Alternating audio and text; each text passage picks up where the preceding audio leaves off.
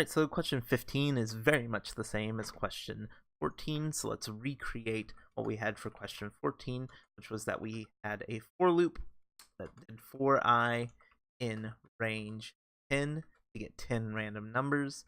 Then we had it print the result of random dot random, which obviously is not good for what we want here because we want numbers between 25 and 35.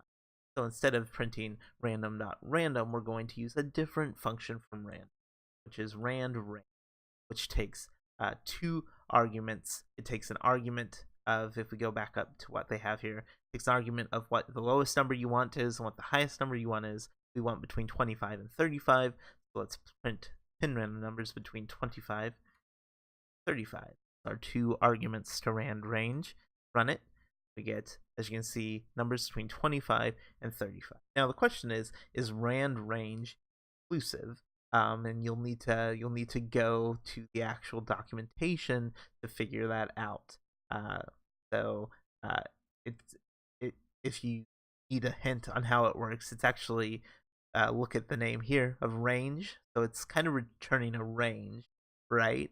So the same way that range works, range includes the lower number but does not include the upper number, which means if I keep running this, you'll see that eventually I may get, if I keep running,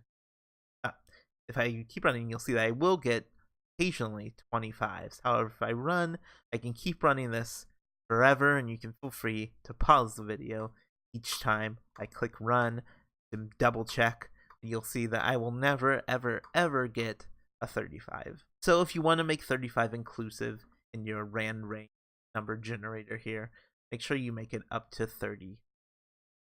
So there you go. Now you can see that occasionally we get a 35 as well. So 25 to 35 means randRange of 25 to 36 because randRange, like range, is exclusive on the upper end.